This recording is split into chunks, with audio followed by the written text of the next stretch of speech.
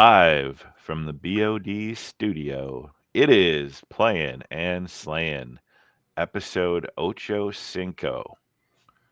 I don't know why I said Ocho Cinco. It's too fun to relive Yeah. the Chad Johnson days. Well, it is almost Thanksgiving Eve, so Troy and I decided to get ahead of the holiday and record a quick Playin and Slayin for y'all. Bryce and Josh unable to attend, but forever in our hearts. Yep. Don't want to miss talking about them since the last time we recorded and forgot to mention Josh at all. But hey, that's what happens. So without further ado, let's get into it, Troy. All right, Ty. Yeah. When Welcome to episode 87 or 87. See, I jump ahead. 85. Ahead too. We got to stick with 85, Troy. That would be hold it. Who's 80? I'm sorry, I won't go down. I'm like, who's I need an 87 wide receiver. Romeo Dobbs. There we go. All right. And then you got 86, Antonio Freeman. Oh, that's a throwback. There you go. When you're playing and slaying, it is important to stay hydrated. Troy, what are you drinking tonight? I think I saw a can of something fun. Or glass. This is not exciting. This is Monster Tour water. So I do have, because you want to stay hydrated. I saw the guitar and I was like, oh, that looks you nifty. Can fake people out and think you're like, what am I drinking? And they're like, it's just water. It really is just water. But I keep going back. I can't not drink the whatever we're calling this, the basement bomb, cherry bomb, whatever it is. I emptied the bottle, so I brought the bottle. Door County Cherry. Central Standard Craft Distillery, Door County Cherry, 80 proof. And it is just, and mix it with your favorite white Monster. It's amazing. It is very good. Refreshing, tasty. And I needed the caffeine so that we would be. Yeah, I had to snag a Monster this afternoon. I made the old trek to like Walgreens at the office downtown and had them unlock the cooler because the downtown Walgreens, the energy drink cooler is locked. I'm like, wow. I guess there's maybe a shoplifting problem there. But I don't know. Ty, you got to talk to like at my work, they just encourage, like everywhere I turn, there's a vending machine on every floor, every cafeteria. It'll take your phone, your credit card, and it's well stocked with just open it up. And they don't want us to, spend that extra 5 minutes to go to Walgreens. They're like, no, if you need caffeine, we're going to keep going. If the free coffee wasn't enough for you, we're going to make sure you can get endless energy drinks. So.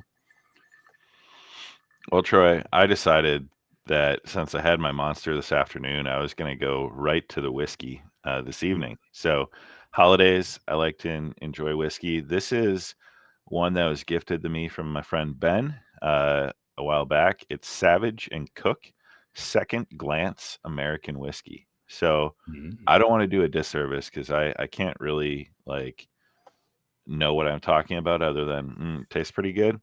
But so it's a blended whiskey, the youngest of which is aged for at least 5 years. And then they use ex-bourbon barrels. So it's like American blended whiskey rested in old bourbon barrels, but then finished in Napa Valley Cabernet. So it picks up a little bit of that kind of oak and a little bit of that, I don't want to call it wine flavor because it's really not, but it's got this really good kind of baked dark fruit finish. I don't know.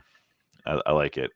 It's pretty inexpensive too. A bottle's only $40. So it's just if you're looking for something to try that's not a bourbon, it is just an American whiskey. This time of year, it's very good. So that's Savage and Cook Second Glance American whiskey. And the bottle, if you've ever seen Mad Men, Troy, has what I think of as Don Draper all over it. Oh, yeah. So that's a pretty cool bottle. Yeah. So Ty, people, again, if people who I work with who happen to listen to our podcast, which there might be. There's a very small overlap in the Venn diagram. Well, no, I don't know if I shared this with you. So at our work, and we have an office in Louisville, I think that I've talked about, kind of, bourbon capital world. For this is, I don't know what number, maybe the 4th or 5th year, maybe even before that. So what one couple of the guys in Louisville have done for that many years is they've created this bourbon advent calendar. And basically what they do is they get, I think it's 24 different kinds of bourbon. And then they kind of give out, they have little bottles, like the 2-ounce bottles, and then you can buy into this, and then you get that. And so this past week, it was what's become now a tradition in an event is I think it's like the filling night or filling bottle. So somebody comes up with all the ones here for the Milwaukee crew, and they go in our cafeteria, and the pictures are ridiculous. Just because now I don't even know how many people they're doing it. I don't know. It's probably 50 or 60 people now over there, but yeah, the pictures were pretty ridiculous when they did it the last week during whatever kind of the end of the day, where the cafeteria is just, all the bottles of bourbon, and then just racks and racks of these little bottles that they fill them up, and everybody has their Picks up the calendar, advent and stuff like that. And the guy does a really nice, I think it's more than one, but at least one when he started, does a really nice job of giving a description of each one of the different kinds of bourbon and all this stuff. Very, very cool. It's, again, I'm not that big of a bourbon guy that I can appreciate it very much, but I don't think I could I wouldn't do it justice to drink that much over the month. So, but very cool. Excellent. For more shows like this, check out the Goonhammer Media Network. More info at media.goonhammer.com. All right, Troy, let's talk about what we've been playing. It's not a super long list, but there's some quality on there. So first up, Frosthaven. We've had a couple games here in November, and we're going to get in another one, I think, tomorrow night. So a little midweek Thanksgiving Eve Frosthaven. We're going to have our own feast. Yep. In a Quattro library. And I don't know if we're on the downward slope, right? I mean, we can kind of see, we can kind of see the quests we have to do yet, and how things are, and how we're going after it. Again, we're not like the end isn't imminent, but we're definitely kind of on that downward slope of working through this stuff, and we're going to probably get a couple more character retirements and turn over a few more characters as we keep going here. But yeah, I think we're down to like 3 or 4 that we haven't gained access to. So Dungeons and Dragons, speaking of quests, we had almost as close as we've come to a TPK, I think, in our campaign. At one point, 2.5 characters of 5 were down. Spell slots were few and far between. Yeah. It was a little grim. Now, Ty, you just call that good balance. That's what you did a wonderful job of balancing the the difficulty of that encounter. And we didn't make it easy on ourselves because we did the classic split. I don't think we intentionally split the party. We just didn't. You did a good job because you enticed us to split the party without us obviously splitting the party, which always turns out well. So yeah, things got a little hectic. And then Sunday I started another campaign. So at Gamehole I picked up Dungeons of Drakkenheim. So the source book, and then there's Sebastian Crow's Guide to Drakkenheim. So the supplement for the Dungeon Dudes YouTube. They ran the campaign for a few years, and then printed Ghostfire Gaming printed the source book. So started a campaign with Matt and Elena out in Seattle, and then Tom and his girlfriend Jenna. So Jenna's first time playing D&D. So we've got kind of a few veteran D&D players, and then Jenna's first time, and we had our first session just Sunday night. So that was a lot of fun. Kind of meeting new characters. Classic, you're hired to escort a wagon from city to city. And what stood out is classic, attempt at strong arm like a group of highwaymen stopped them, and they worked it out without combat. So by offering like a tarot, like a divining reading, Elena's character like offered a fortune telling, and Jenna offered them she's a charlatan background, so she has access to like fake amulets and Yeah. stuff in her kit. So she like said, well, what if I give you one of these? And then there was some other, it was kind of like 3 negotiation successes. And then the bandits were like, oh, we got a great deal. And they let them go. And I was like, wow, that might be There you a go. first, where you go from expecting violence to getting role playing and, you know, talking your way past the first adversaries. So There you go. There you go. Double the experience for that, Ty. You got to give them the. And are you? I assume D&D 2024 rule set. Are you? yeah, so using that for the character creation, so like the origin feats and the new stuff. It's weird how some of it's like half elves are gone, half elves don't exist anymore. Yeah, all the half Um, races are, right, or all of yeah, them. Like, yeah, yeah, the orcs are like full orcs now. yeah, But yeah, they got rid of that concept of like a half blood, and it is, yeah. I mean, that is kind of um, just, I don't know if derogatory is the right word, but you Yeah, know, it comes from a place where yeah. kind of you don't want to refer to people as Yeah. like half bloods or anything. It's just, it's not a good read. Um, but yeah, so interesting. And then like there's a couple new backgrounds in the Ghostfire Gaming book. So like Tom is playing an apothecary, which is a new character class like for that world, and Jenna is using a delirium sorcerer. So there's this magical crystal delirium. Um, Elena is like an astral elf, which is one of the races from Spelljammer. So like we've got kind of a weird mix of stuff, but it'll be fun, and should be a good time. So we're gonna do that weekly on Sundays. Try to do like 2.5 hours, so we're not going super late. Yep. But yeah. Cool. And then we got an Oathsworn game in recently. Yep. Yeah. See, you said we didn't play a lot. We've been playing. Yeah, it got to the table. It got to the table. We were victorious against a pretty tough It was group of the 3 monsters. guys, right? Yeah, the 3 Yeah. whatever demon kind of crazy things. So Yeah, again, each encounter is definitely different. It's a different challenge.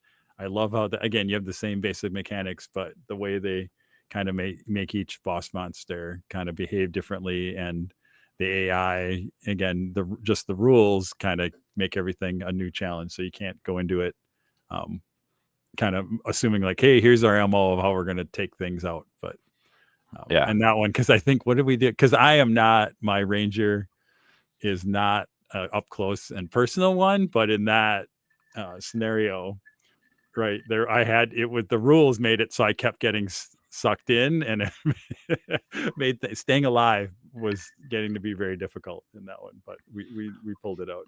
Yeah, we use the scenario rules of the terrain to keep us safe, Yep. and there was some mechanics that if you could use, you could prevent some damage. So did that, and we made it, only to find another horrible way likely to die the next time we play. Yep. I think we're going into chapter 7, which is kind of cool. Yep. We're about a third of the way through the adventures. So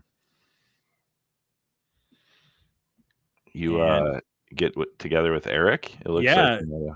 So a couple weeks ago, John and I both went over. I went over, and then John ended up coming over too. So we actually tried out, because the new kill team has multiplayer. They actually have solo rules, I think, or co-op rules that you could play, of course, play solo. But we did 3-team multiplayer just to get. John actually hasn't played a whole lot of kill teams, so it was good. We didn't do a real heavy scenario, just kind of some objectives, and then more of just like getting through a little bit of the new. Those Brood Brothers are gonna. So I always run my Gene Stealer cult group. Eric had his Marines, which he always does, and then he had the who's the sorry, I need the I want to say Plague Marine guys. Who are the Plague? Why can't I think of the Plague Marine guys? I don't know like any of them. Yeah, you do. It's Mortarian's dudes. The Death Guard? Death Guard. Yes. So I was like, I can't think of the name of the. Yeah. So Death Guard. Plague Marines. Okay. Yep. Yeah. So Death Guard that comes in the new starter set. So Eric had, besides buying the whatever the entry in the box was, the big box, he also bought the new starter set. Mostly for the miniatures that come in there. You can get those pretty good. I'm not, again, it's interesting. I think we talked about it last time. Like that starter set is interesting because it just has kind of that cardboard terrain. Cardboard terrain. It's nothing. I mean, I would never play with it. I don't, again, Eric had it on the table just to kind of like to buff out because we needed a little bit bigger board. But if that's what you had to be great, that's fine. Mm-hmm. It's going to work. But if you have real terrain, you're never going to use that stuff. But I can understand the price, like being able to get a price point and being able to a complete experience in the box, open it up. It's push fit models, like literally, somebody who's maybe not on the hobby side and more on the just, hey, I want to play this kind of cool miniature game. It's everything they got, right? It's which is kind of cool. So I can understand that. I think people, it's not for us is basically what it's there, unless you want the miniatures, which are pretty cool. I would say it would be great for kids, but the price point isn't kid affordable. So like, no, it's still not, because even I don't even know what the starter set is still, right? It's still 150 or 100 whatever bucks. I'm probably misquoting that, but I don't worry. The rules aren't free anymore either. So I don't. The app is free, so you can for Kill Team. Okay. So that they are still holding out. We'll see, Ty. You at some point they may pull the rug out from everybody, but Kill Team, they've still kind of like kept everything out there so far. But we'll see. Yeah, again, it's GW, so things may change, but wait till next year. But you'll see what this season looks like. And they are in the, again, we don't play a whole lot, but they have gone to the like season, like there's they're supporting all the different kill teams that they've done, but kind of the official set, again, I think just for like the championship or whatever is down to like there's like 10 or 12 that they're going this season that I think that they're and those are the ones they basically I think are in print basically, or they're in production right now. But the good news is there's still rules for everything. It's just they're not. I think if you go to like the official GW championship stuff, you have to play one of the ones that are in season or whatever it is. Kind of like Magic, where they're going to rotate kill teams out and everything, which makes sense from a balance perspective. That way you don't have to balance, especially in like a super competitive thing, everything against everything. But yeah, that makes sense. Well, that's good. I saw Eric. So Anvil 8, Paul and Jen had a kind of last weekend of their backer kit sit down design characters for the game at Old Guard in Milwaukee, and Eric was there for that. He created a character and then played in the game. I was in there with my wife and son, and we didn't stick around for the gameplay, but we hung out for a little bit, and that was our first time in the store. So that was around in that. Yeah, that was really cool. That is a great. Again, I've mentioned before, that is a great store, so miniature focused, right? You don't like, you're not used to walking into a game store that's just so miniature forward. There's a few other stuff there, but I was just surprised. I kept like looking like, where's the, are they going to have other, and we're like, nope, they are miniature first. There's a few little other board games and things around, but it is really great to see somebody embrace that side of the hobby so much. Well, speaking of the hobby, and I kind of segued right into it, let's talk what we've been painting, building, purchasing. Troy, what have you been up to?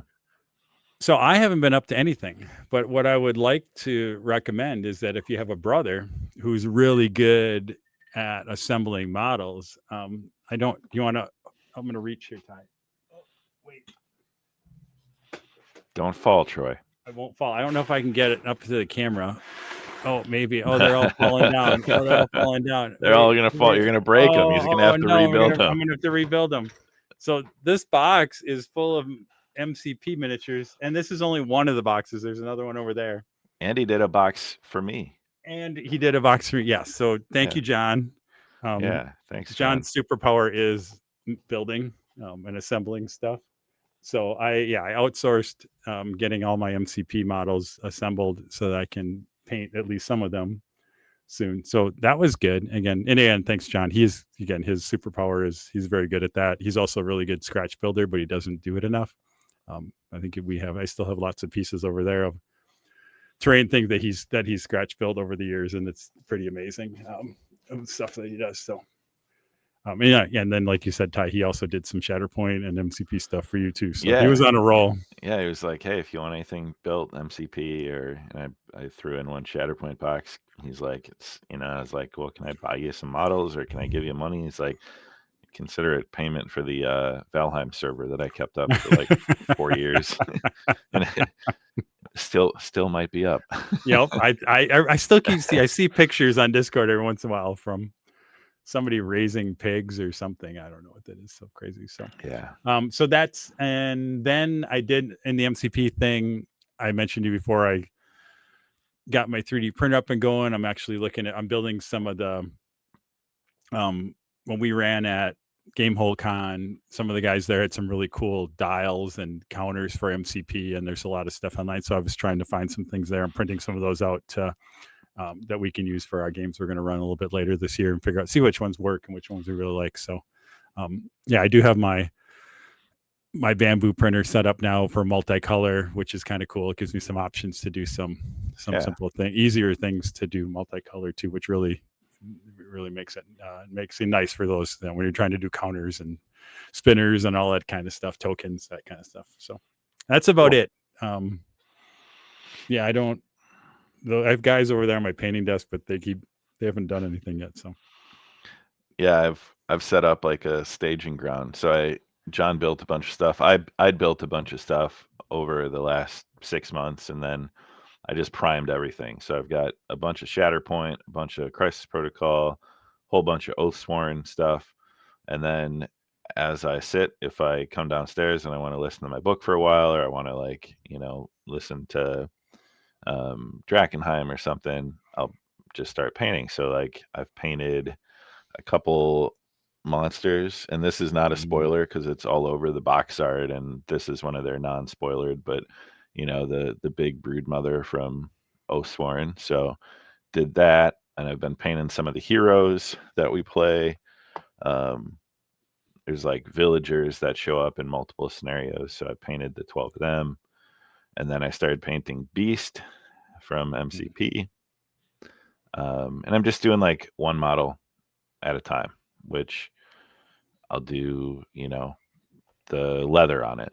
Then I'll do like the armor, a base coat. Then I'll, and it's just bite-sized hobby. And I really prefer it, not doing a unit, not doing an army. Like I take one model, I put it on my paint handle, a little pill canister, a little whatever, and just start going. And then,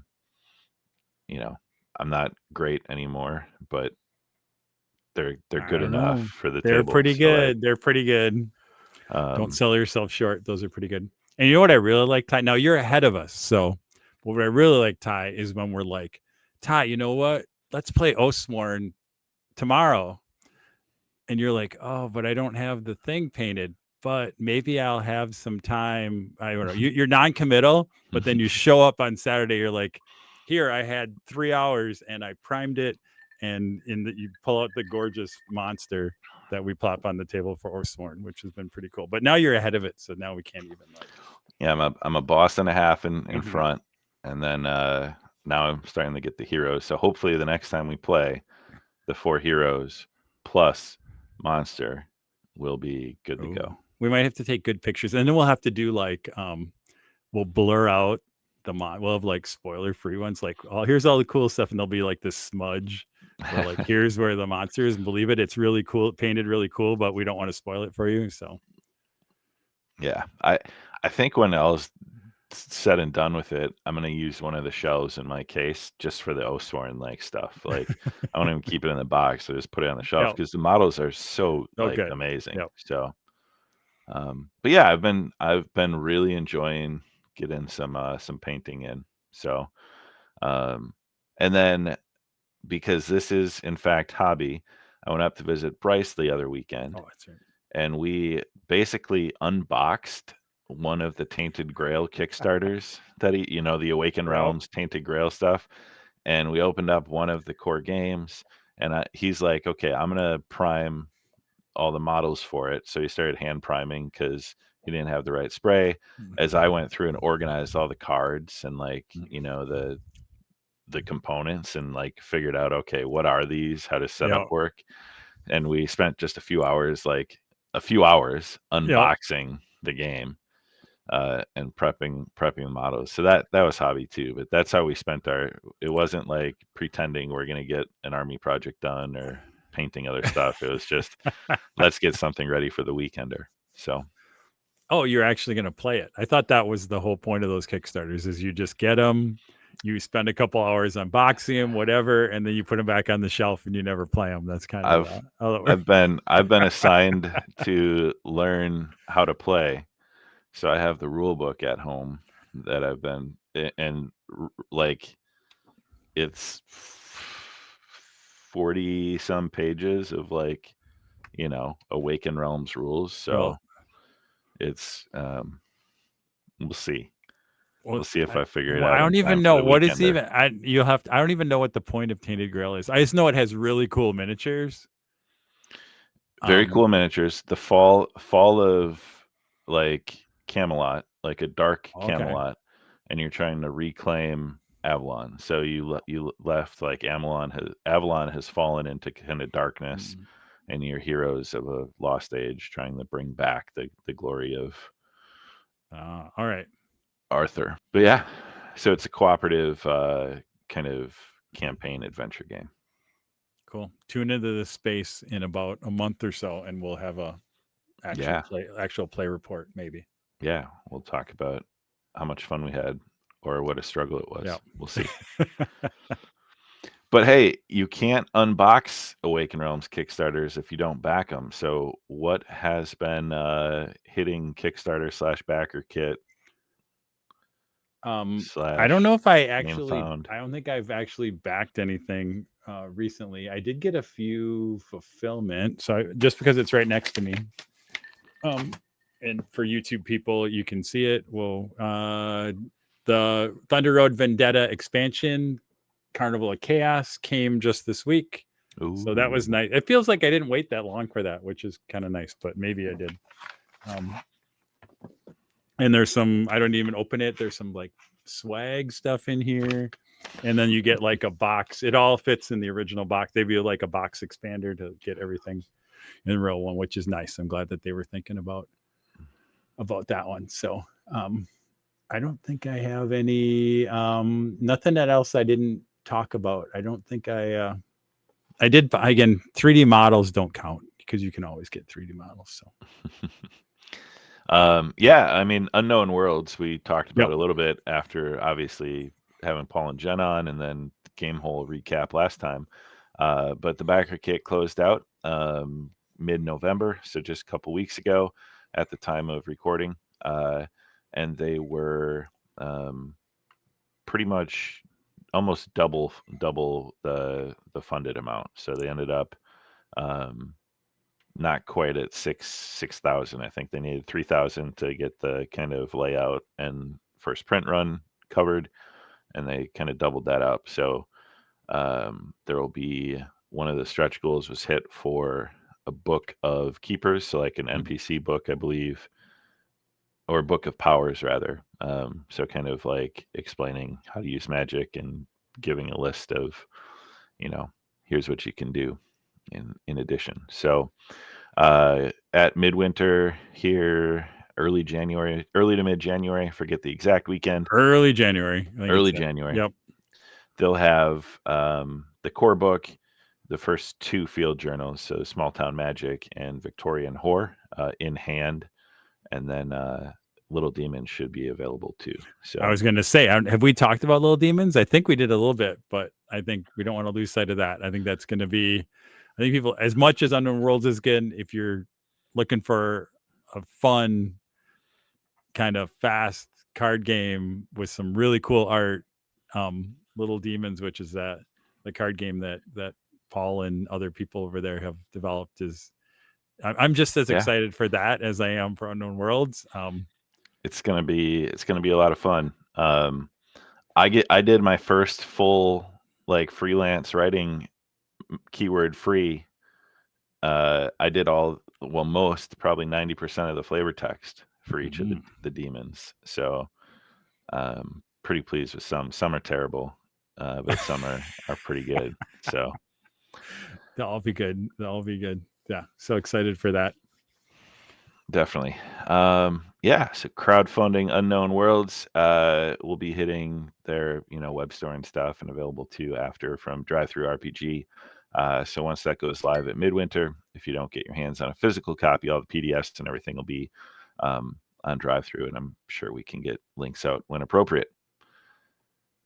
All right, other stuff. Talked about the Weekender. So Troy and Josh and Bryce and myself are gonna do our thing where we go disappear for 2 nights on some weekend to a Wisconsin Airbnb, and just kind of lay out a bunch of games and some miniature encounters and maybe an RPG one shot and play games for a weekend. So always an exciting time. Looking forward to that a lot. I'm kind of in desperate need of like a weekend. So the Weekender will be a really good time here coming up in a few weeks, and then likely give us something to talk about. So little bit of content always comes out of the Weekender too. And then even further out, Troy, what is the countdown at? I believe it's 119, at least on my counter. And that might be a little early. You might actually have 120 some days. I don't know what I count to. I either count to the Tuesday or Wednesday, because that's when I have to be done with everything. But we are, kind of at 4 months to go for Adepticon. The most events and stuff are in. We got another month, I think, until they start previewing events, and then the cart doesn't actually go live until January. But I know that we've I think most of the events and things have been and Matt is busy trying to get everything to fit in the Baird Center, which will be good. So so that brings me to why I held up the Kill Team stuff. I might be trying my hand at GMing an event in which I might need Gene Stealer Cult and Inquisitorial Agent minis. So the secondary might be playing some Kill Team with you guys, but the primary is perhaps having some miniatures for a little bit of Imperium Maledictum. Yep. That is more to come. We'll do a cool teaser when the event list goes up. But yeah. And again, I don't know if we mentioned it, but besides, we're kind of going to have a little bit of again, since it's in our home court, feels like we need to kind of support at full bore. So we will have, besides Space Hulk for whatever 3.5 days or whatever 3 days, we're also Ty's going to run a couple RPGs. We're also going to run some of our 3D Zombicide games that we've had going on for a while. And then we're also going to run the MCP games that we've run too. Again, we're doing some other stuff to help out with Terrace there, but we're also going to run those events as real events too. And again, not everything's 100% final yet, but I think we're going to have kind of a Basement of Death space where we're going to have, that'll be kind of centered around Space Hulk, but there'll be the other outlying tables somewhere in the Baird Center over there. But that's what I've kind of seen as kind of the preliminary stuff. So excited for that, to do that and just have a kind of a home base where we're going to have a lot going on over the weekend. Yeah. So roughly 4 months out. Yep. Not enough time. That's it. That's why I have it on my browser, counting down every day. I gotta get the terrain glow up going. Yep. Yeah. And starting to, soon this over here by me is going to slowly turn into the staging area for Space Hulk and our MCP that we're still working on. And touching up some of the Zombicide stuff. Yeah, so lots of little projects to get going. The good news is there's no like giant projects this year, unlike unlike last year where we were trying to rebuild Space Hulk from scratch, which was a little crazy. All right. So other cool stuff that I didn't know came out, but in September, Lego released blind box minifigs, Yep. D&D. So there's 7 kind of characters. There's like a Aarakocra Ranger, there's a Dragonborn Paladin, and then there's 5 kind of infamous villain types. So there's Strahd von Zarovich, a vampire, Zast Tam, the Lich, head of the Red Wizards of Thay, Tasha, the Witch Queen, that like Tasha's Uncontrollable Laughter is based on, the Lady of Pain, the ruler of Sigil, is one of them. And I'm forgetting, a Mind Flayer, like one of the Illithids, are the 5. And so you get the random box of 6 is like $25, and then you open them up. So I was just like, I had a $25 like Amazon gift card from something. So I bought 3 boxes. I'm like, I hope we can get all 12. And then Landon and I kind of went through and opened them, and we got all 12. So they're not any that are super rare as far as I'm aware. But they're pretty cool. So ordered his display case too for him, and then I'll just put him up on my D&D Lego set.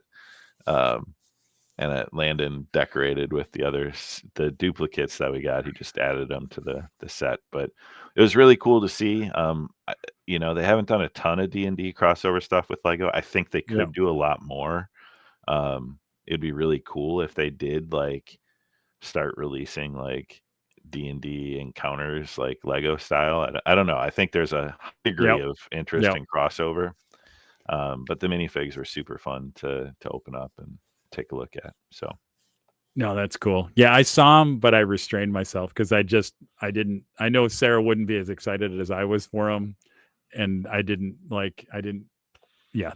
open them and get the excitement out of that, and then I'm like, what am I going to do with these? So I'm glad you were able to do it, because then I can live vicariously through you. So that's good.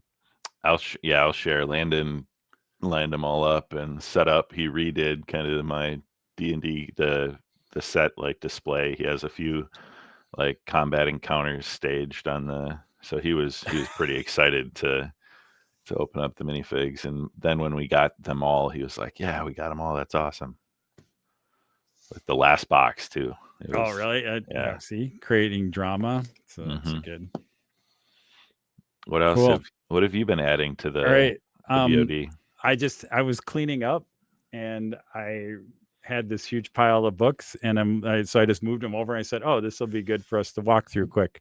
So I bought this a while ago, the Necromunda Hive Secundus. I actually bought the whole box set. It's pretty cool. It's got what got me is they have like the mutated Gene Stealers models in there.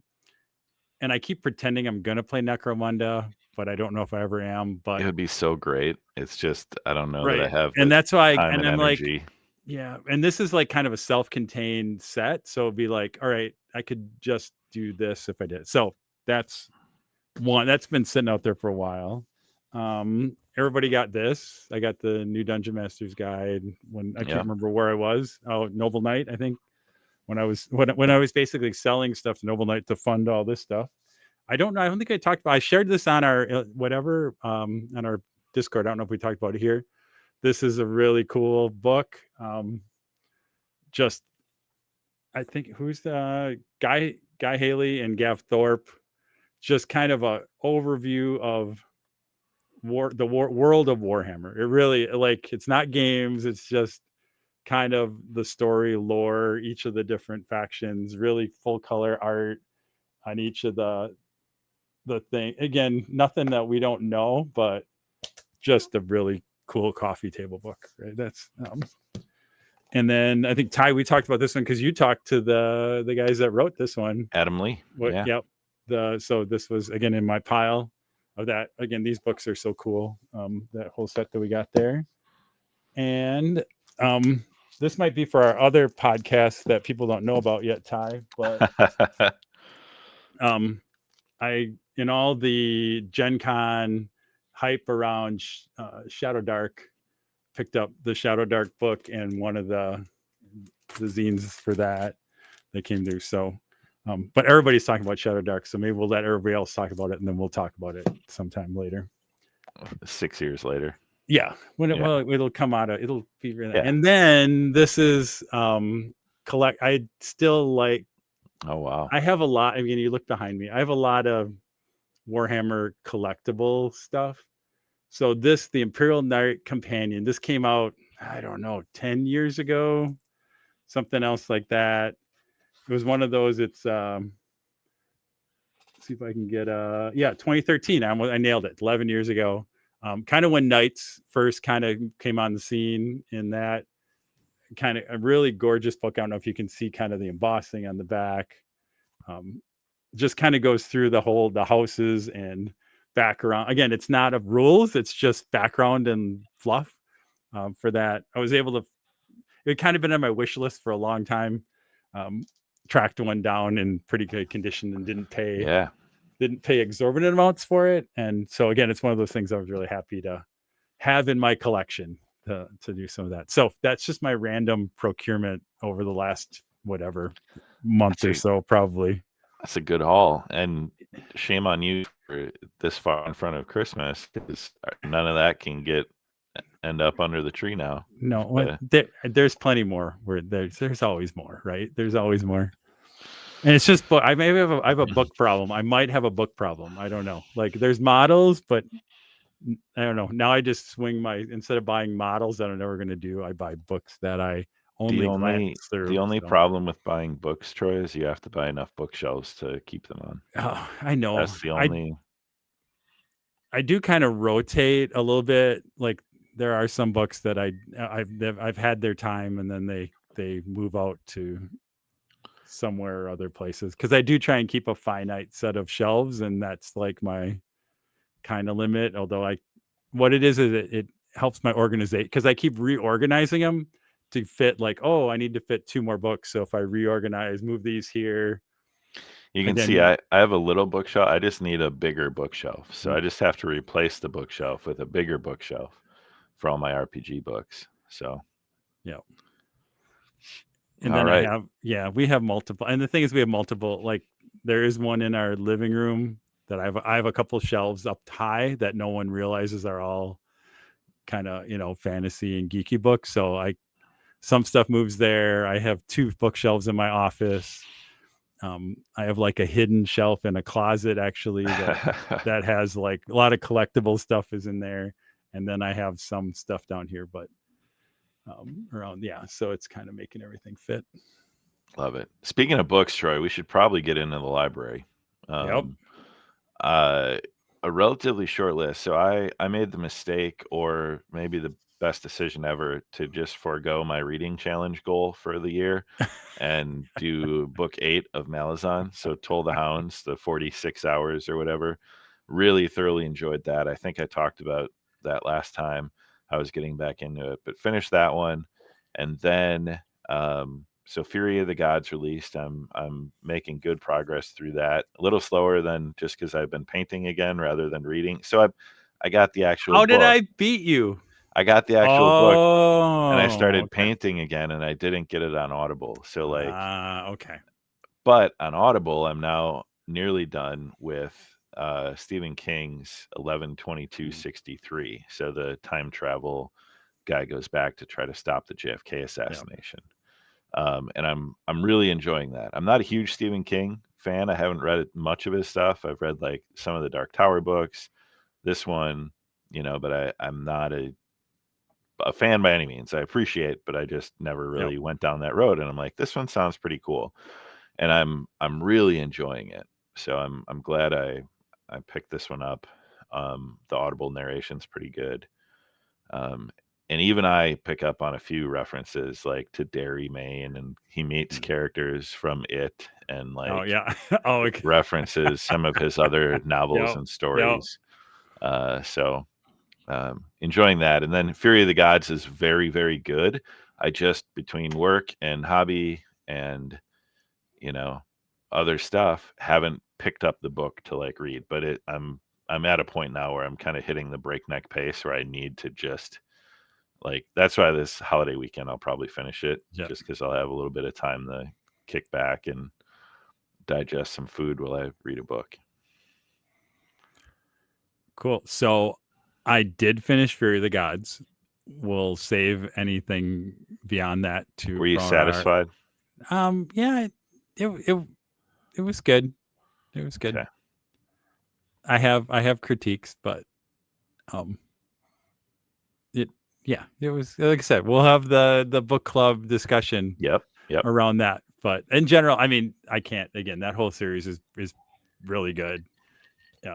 Enjoyed it. They did he did a nice job around on some of that. And then I haven't really, again, I'm in that little bit. I literally just finished. When did I finish it? Probably last weekend. I think I got through. So this week I've been in this weird, like, what do I start? What's kind of the, so I've been doing a couple podcasts and other stuff to kind of fill my time around some of that until I figure out where I'm going to dive into next. Because which is funny because there's plenty. It's one of those where there's too many books, right? Yeah. I'm like, oh, which one do I want to get at? I might do the new. I think you've already read it. The new the Expanse guys, James X. A. Corey book. Mercy of the Gods. I think you read that a while ago, but that's I got it, and then it hasn't come to my queue, so I think it might be time to I got to balance the sci-fi and fantasy anyway, so it's time for a sci-fi book. And then interestingly, watching, kind of working my way through the season 3 of Vox Machina on Amazon, a lot of fun. Yeah. And then I don't know, because I kind of like Critical Role. I see whatever. I'm not like a critter, like deep, like people who can tell you everything in the world. But I pay enough attention that all of a sudden I wind that in the current third campaign that Vox Machina comes back.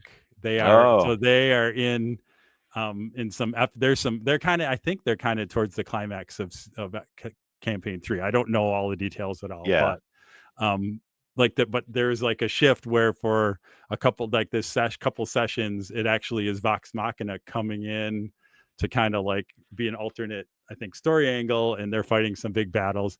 I don't know if they were tying in because the series was premiering or whatever. I don't know I don't know all the backstory. I haven't dug in deep, but it's again, that the characters from that season, which are the ones in the TV, like those are the ones dear in my heart. Those are the ones that I never really got that much involved with the second and the third campaign characters. I know who they are and whatever, but they just never didn't grab me as much. So when I all of a sudden saw Vox Machina, so I've been working my way through.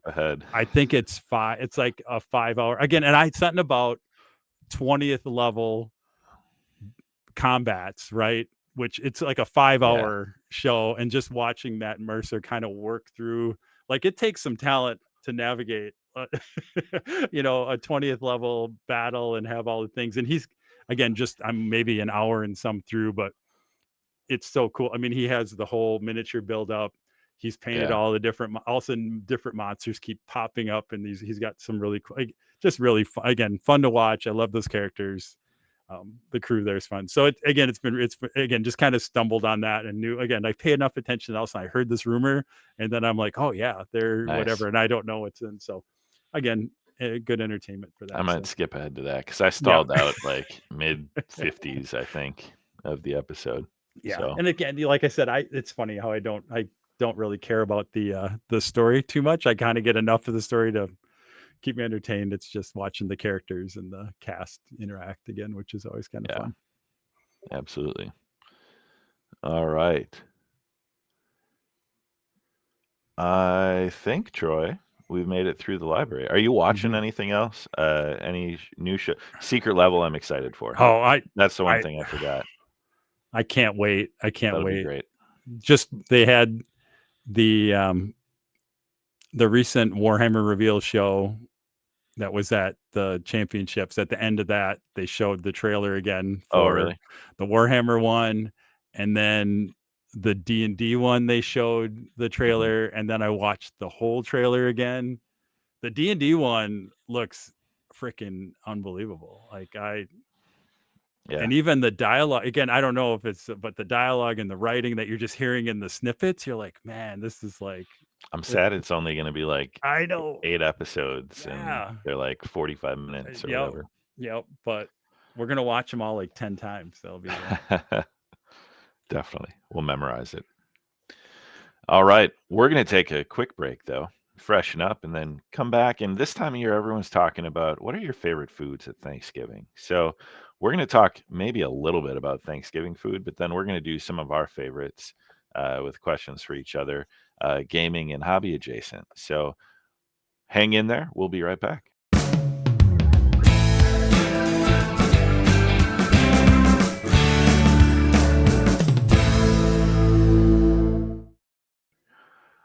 And we are back with the main event, the Thanksgiving feast. So Thanksgiving is right around the corner. And I would be remiss if I didn't mention my absolute favorite Thanksgiving food, and I will die on this hill, is like stuffing, like breadcrumbs, onions, apples, a little bit of like walnut.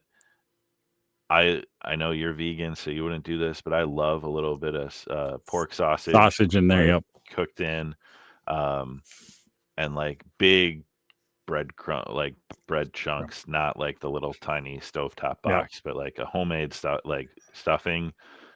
Like I would eat that by itself and have a good Thanksgiving. I don't need the turkey. I don't need, the gravy. I don't, just give me bowl after bowl of carbs.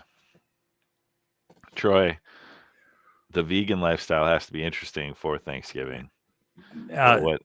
No, you can fake it. Like it was funny. It came up at work and I was like, you just leave again, you can make just about everything else. Like, and that, so mine just looks like all the sides, cause there's usually no meat in it, but mashed potatoes, like, I do a lot or whatever, like a roast, like whatever it is. I can't remember what it's called, field, whatever makes a decent, like little roast or something else like that, just to pretend, but I don't even need it. Like, again, you can do vegan mashed potatoes pretty easy. You can even do green bean casserole version, that, get yourself some yams, cranberry, believe it or not, cranberries are vegan. Oh, weird, huh? Right. Yeah. Cranberries are vegan. Do it. Yeah. And then dump again. You can get gravy again. You can do a stuffing again around some of that. And even mac and cheese, do vegan cheese. That's what I made for our, when we at work, we had our celebration, and I made some vegan mac and cheese to throw on the side there. So yeah. Nice. So lots to try it. Lots to do. I'll have to try a vegan mac and cheese someday and see if I can do it. Because I'm a big mac and cheese is a close second. Like a good baked mac and cheese is tough to beat. All right, but we're not here to talk about food. We're actually here to talk about some of our other favorites. So I'm going to get us going talking about, we are hobbyists at times. We like to paint miniatures. And what better than to talk about your favorite paint line? And this is probably me phoning it in, as if anyone can see my entire like racks of paint that is down there and like accessible, is Pro Acryl. All of the Pro Acryl, like every one of the Pro Acryl. Like I look at them and I'm like, oh, all this Pro Acryl. So I love the coverage. I love the texture of the bottles. Like it's kind of the perfect combination of paint bottle. Everyone has a little shaker, like pellet bead in it. So like, kind of add your own. The ketchup bottle top closes perfectly, drops out a couple drops onto the wet palette. And then the pigmentation is amazing. Like you get such good coverage, thinning it down just a little bit. Speed paints are great for a quick contrast, whatever. But Pro Acryl, from just a matte finish coverage, is awesome. Their metallics are really good. I've started using those. And then they have what I'm calling the Nuln Oil Agrax Earthshade Killer. Their black and brown wash, which are newer, are phenomenal. Like just phenomenal washes. So Monument Hobbies Pro Acryl line is my go-to and probably forever favorite, even though I have a bunch of scale 75 and old like Citadel contrast stuff. Like the Pro Acryl is what I go to all the time. How about you, Troy? Favorite paint line? I'm gonna dance around it a little bit because I still have a lot. I mean, I usually mostly use Citadel on a lot of stuff. But what I think for this one, I'm going to say is Speed Paint 2.0. It seems to be like lately, a lot of the stuff I'm doing where it's like I'm doing board game minis, others, Hero Quest minis, things like that. I just find myself grabbing because I don't have the full set, but I have a lot of those, and I just find myself going to those kind of really quickly. I really like, and surprisingly, I think I've talked about before, the speed paint metallics work way better than you think they should. Like I just like around some of that. So I just find like that's my go-to for a lot of the stuff that I've been painting lately, where it's been like board game, whatever, just trying to crank stuff quick out. I'll mix in some Citadel contrast paints on a lot of that stuff. And still, again, sometimes you still need a wash or you still want to do some, but I just find myself gravitating to like pulling out the speed paints and there, again, there's some color. And I think unlike the Citadel contrast paints, they're a little bit more consistent. Like, because the Citadel contrast paints they're depending on the color and whatever, they can behave they have a wide range of behaviors, whereas the speed paints all kind of generally kind of behave the same in terms of that and around some of that. So so that's what I'm gonna go. I think for that, if you'd ask me, that I don't know about my favorite, but at times it's definitely for what I'm when you're trying to do kind of that board game quick kind of stuff out. I just Speed Paint 2.0 seem to be the ones I go to, and I still have a lot of 1.0 speed paints that I still mix in because I don't have as much problem with some of the reactivation and things like that. Again, if you know what you're doing, you can work around it. So awesome. Let's go. This one's tough. I struggle with this one. Your favorite miniature kit. So when I think of kit, a box of miniatures, it could be because the versatility of what's in it. It could be because the final look and feel of the model is that cool. But ultimately, when you think of the last, 5 to 10 years, I think we've seen phenomenal progress made in the miniatures and what's coming out and what's available. So do you have like a standout kind of top model kit or a couple model kits? I'll even expand it. Like, sure. And again, maybe it's because it's the ones I had my hands on a lot last year about this time. Well, not even this time. It was because I waited till last minute. But again, we'll go with Terminators, but the Dark Angel Terminator set, the box set that came out that had is it Belial, whoever the big guy is in there, the Deathwing Knights, the Terminators, and I just kind of kit bashed a lot of that to make I think I made the Imperial Fist, and believe it or not, the Imperial Fist and the Dark Angel squads out of that box set. But again, that was probably, again, I just remember that being really cool. And again, in terms of how much stuff I had to like options I kind of kit bashed together out of that, and then building those bigger Terminators just felt so good. Like I built a lot of those guys whatever about 9 months ago or whatever, and painted those. So I again, some of that's just kind of close to my heart. I'm sure there are other kits for people, but and I think the Terminators, the new style Terminators were awesome, but especially that kit, because you get kind of the tabulars and the extra things, and the Dark Angels have such a really cool look to them. So I'm gonna go with that, at least one of them. I may throw another one in here if I think of something, but yeah, love it. Man, there's so many good ones. I think the kit that still it's been probably 5 years since it came out, and granted, I didn't make it as it is out of the box, but that Idenith Deepkin, the Leviathan, the big turtle, with the sea turtle, like it was just such a good kind of base model kit. And like, granted, I hacked it all to pieces to fuse it with a Star Drake, but couldn't have done that if that kit didn't lend itself so well with like the neck opening. The turtle shell was fantastic. So like that is still a really, really good one. And then I've been really impressed. The assembly is a little weird on the MCP stuff, but the Shatterpoint.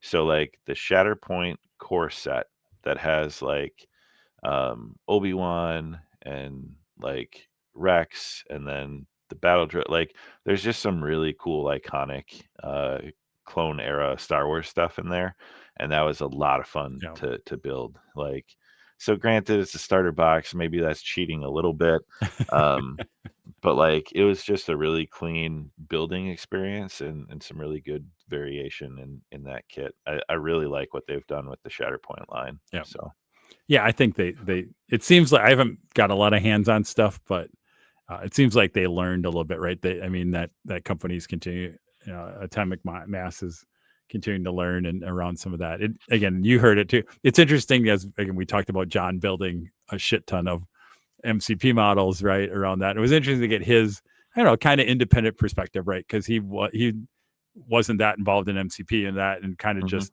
comparing those models to other ones. And he was a little critical about, again, some of the assembly and some of this. It's like, yeah, the models are cool, but it's like you could tell it wasn't the same level of maturity that you get from like a GW sprue and things like that. And again, it's interesting to see as they learn and go into Shatterpoint and just kind of develop the craft a little bit better.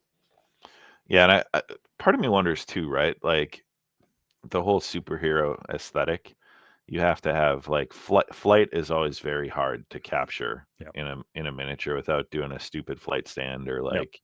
So how they've accomplished that is interesting when you look at some of the models that are levitating or that are in flight. Right. Like I think of Deadpool on the missile, he's not flying, but like there's it a gives total the like idea of movement to that model that they do really good in their design. Maybe not the build aspect, but like the aesthetic is really incredible. All right, game supplement, aid or tool. So like gaming accessory, either like board game, dice tray, counters, game trays. Do you got anything? I'll go. Go for it. So I am a sucker for a good playmat. Have some of the rules, have a place for the map tiles, like make it, kind of show some of the rules. And I wouldn't have thought of it until we may have recorded a different podcast that we'll talk about later. But Outbreak Undead had a player mat that had charts. It was kind of like a GM reference. Like when you think of like your game master screen, it was like putting that in the hands of the player. And I thought that was a really cool aesthetic. Like Tiny Epic games have done some of that where they're really good intuitive play mats. But a good playmat that helps with layout and helps with rules a little bit goes a long way to just leveling up a board game experience, or RPG for that matter. So I'm going to cop out and I'm going to talk about box control. That's not a cop out. That's an important, if you're rating a board game, that's and big. I think a lot of the one I went all in on. Again, I'm sure there's other ones that have better things than that, but Wormspan, when that came out, I blinged up that whole game. So I'll give all, because you got to have eggs, and you got to have, if you don't know about Wormspan, you got to collect the dragon eggs and all the stuff there. And then nowadays, all the different 3D print availability that you have to do that. So I kind of 3D printed all kind of that stuff. So that makes that game very much kind of like pull out of the box, drop out the stuff, go. Around some of that. I think there's a few more examples of that stuff, but that's one that jumps to my mind around things you can do that. And again, maybe we always talk about it, but Dwellings of Eldervale 2, again, that's without extra stuff. That company did an amazing job of I guess they knew everything they were going to produce for that game, the when they trays, how built it all it, goes because through. it all Yeah. as you buy all the supplements, it all just kind of fits and everything goes in there. And again, for a game that has a lot of different stuff, pretty easy to like lay out and throw in there. So I'm gonna go with easy box control on some of that stuff. And Yeah. All right. So just like board games can be blinged out, so can your paintbrushes and your hobby supplies. So do you have a favorite hobby tool? I'm looking at my desk right now for my favorite might be. Oh, you know what? And it's an old, again, I stole the trick, but I've been doing it all the time. Is I have a wet palette literally sitting there. But you know what I use all the time is I have a Pop-It like Oh latex yeah. thing that has the little bubble. And I find, especially with speed paints, which as I talked about, I've used a lot for a lot of recent projects. I just find myself using the little divots in the in a little. I have a little hexagon or octagon. I guess it's probably an octagon little Pop-It tray that I'm using for all my as my paint tray basically. So you just drop it in there, and then when I need to clean it out, you just rinse it under the water, pop the things out, and go to that. So I'm going to go for a few things here, and they're readily accessible. But number one, the Red Grass did the more compact wet palette Red Grass Games, which I have blinged up with stickers, but never leave home without it. Then this was recent. I got this at Adepticon. So the Artist Opus does kind of the palette. So I just spray painted mine in like a gradient, and then I've been using it for some dry brushing. So really, really like that. And you can accomplish that with probably any flat piece of wood or cardboard with a little bit of texture. You don't want too much. And then but the it's third, fun to have the Artist Opus ones because it is. that's It is. again the other left side. I have my Pop-It thing. The right side of my hobby desk has a little. I don't have the big one like you do. I have the little lesser size, whatever that is, 9x12 one or something. And then there, so I'll lean back so you can see it. This task light off Amazon is the best thing I've ever bought for my hobby desk. Like, it's such good lighting. And it, like, for years I spent painting with crappy little lights, or like having that just direct light sources, my eyes get worse and worse, and that's a huge help. So I cheated. That's like 3 things that no, it's all those are all good. hobby, Those like, are all tips people can do. So I actually paint under a magnifying glass. I have a lighted magnifying glass. That's next. So I just paint larger scale models now, so that everything is bigger. Yeah. All right. This one's a tough one. Your favorite rule in a game. And this could even be a house rule. I'll open it up. But favorite rule in a game. I'm going to surprise a lot of people with mine, and it's not the priority role in Age of Sigmar. So it is definitely not the priority role. But what it is in, I think it's in Blades in the Dark. In RPGs in general, I think there's a lack of this. And what I really liked, what John Harper did, was the use of flashbacks. Yeah. And it was a mechanic that I think it makes so much sense. Like, to say, you're in the moment, use a flashback to say, like, you have this, but here's why.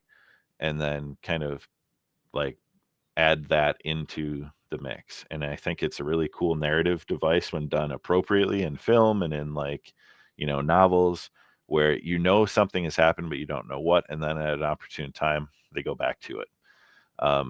And that's tough to accomplish in role-playing games, but I think it's handled really, really eloquently in the Blades in the Dark rules that John Harper wrote. No, great. I'll agree with that one. That is really, really, really cool. Just as a player, it gives you so many cool options to, like, again, make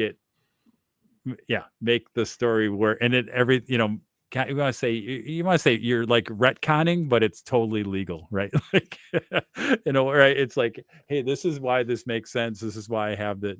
Why I have some of that stuff. And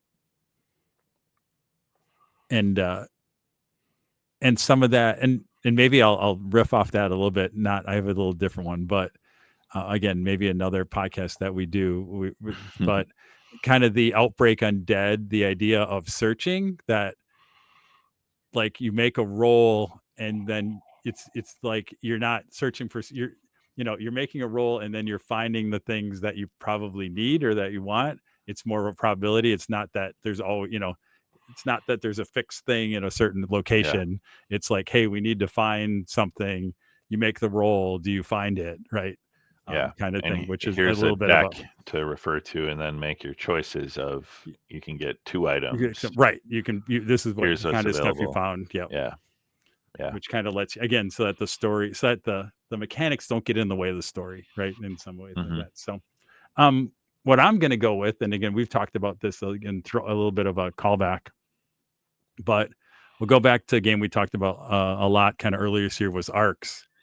And just that the Trump mechanic of the turns and how you get to, like, the dynamic nature of the turns and when you get to do and the actions there. And again, just for a refresher, right? It's basically just like if you played a Trump game, right? That you have a set of cards that you get dealt for that turn, and you really have to kind of think of, like, how am I going to, well, how am I going to, I got dealt this your actions deck, and this is what I got. Your suits, and how am I going to make? And it's like, I might have a bad. It's all relative. Like, do I have a bad hand? Maybe, but it's more about how do I now. There's certain things I want to accomplish. How do I make these cards do what I want them to do? And there's always going to, and there's and a lot of interaction with what our other players going to do and things like that. But again, there's a whole bunch of other part of that game that's pretty cool. But that as kind of the core really is interesting and unique. Like, maybe not. We don't play every board game in the world, but I don't know of another game that has that much dynamic in terms of, how you figure out what the actions are and what you're going to take, and really have to figure out when do I feel like I'm gonna, because there are ways that I can guarantee I'm gonna win, but I'm sacrificing something to do that. But in the long, if you think about it, it's always like I'm actually going to come out ahead, right? It's always kind of figuring out what am I kind of giving out. So I'm going to do, I'm going to call Arc, and then because I am who I am, I have to just call, like, the classic, just because I mentioned Thunder Road earlier. Like, there's nothing like just laying board tiles after to simulate going down the road. That's like, you can't get any better than, and if you fall off the back, you're gone. Like, that's a 50-year-old rule from Thunder Road, and it's still good. So love it. All right, let's close it out with, and granted, there are hundreds, if not thousands, of role-playing games, but Dungeons and Dragons, 50 years, one of the first, and obviously one of the most widely played. Favorite Dungeons and Dragons player character class? And I'm going to make you go first. It's funny. It's easy, but I don't know if I've ever actually played it. I think I've had NPCs that I did it, but Ranger. Like, something about the Ranger class just always like, Rangers seem cool. Like, they're kind of like, they're fighters, but they stay outside. I don't know, right? It's and they have bows. So it was a kind of a no-brainer to go with Ranger. The Ranger. Very cool. I'm torn between fighter, because it is just iconic, and there is something about the pure, like, I'm gonna go stand up against something and get punched in the face and punch it back until one of us is dead. That of a fighter, I think, is just fun. And, like, one of my first main characters, and one of the last times, like, I played D&D, because I've GM'd so many years of it now. But the fighter was just classic. but I also really, really like the Warlock. And I don't like the class mechanics, but I like the concept, that negotiation, that pact with a powerful entity. I think there's a lot of storytelling elements in the Warlock class that are really fun to explore, especially when you're not just Eldritch blasting turn after turn after turn after turn. But yeah, fighter for nostalgia, Warlock for storytelling. So yeah, those are some of our favorite things connected to Thanksgiving food and everyone talking about what's your favorite Thanksgiving food. So that's how we do it here at Playin and Slayin. We turn it upside down and then redirect to find content, because that's why we're here and that's why we're trying to entertain. Yeah. Turn it upside down and cover it in paint. Yeah, you can't forget to paint the bottom of the miniature. All right. That is going to do it for episode 85, a few of our favorite things. So we need to talk about some upcoming events. So I think right around the corner, hopefully winter goes fast, is Midwinter Gaming Convention at the Ingleside Hotel / conference center in Pewaukee, so western suburbs of Milwaukee. Cool hotel, nice venue. They've got a water park for the kids. If you want to make a family weekend out of it, right down the road from Troy, he could probably throw something from his house and get it to the Ingleside. But that's coming up, and obviously Anvil 8 will have the debut of Unknown Worlds and Little Demons there, so very excited for that weekend. We'll be running some games. Think you guys are doing some MCP or Zombicide stuff.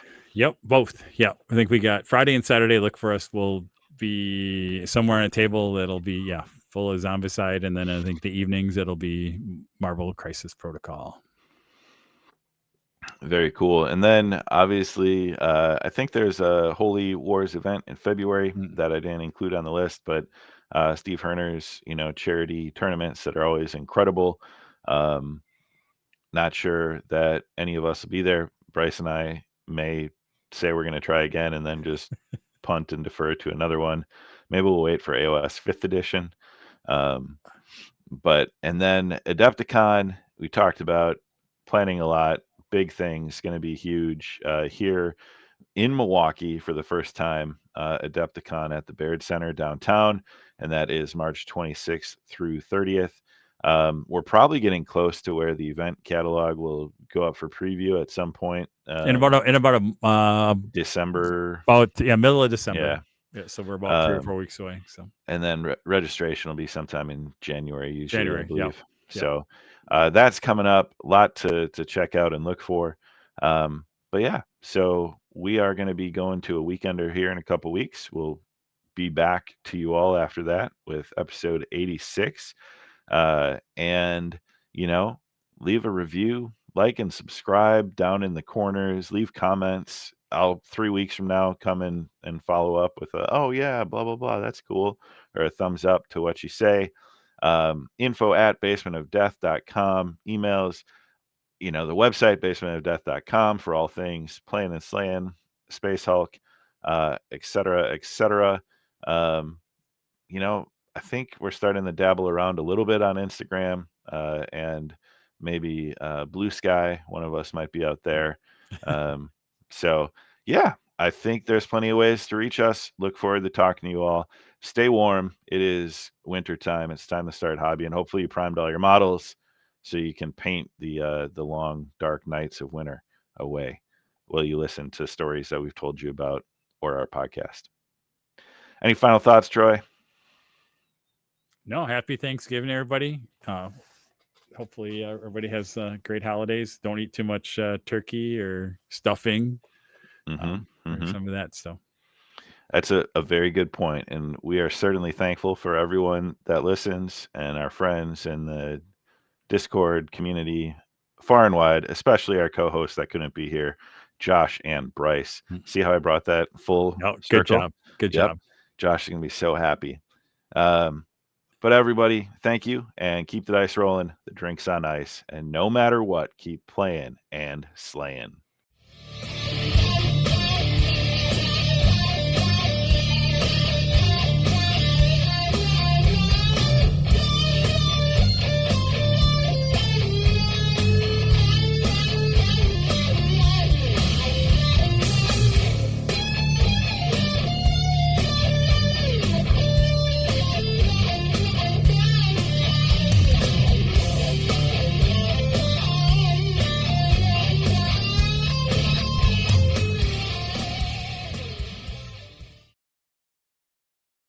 I'm excited to hear what your favorite vegan Thanksgiving food is. Mashed potatoes.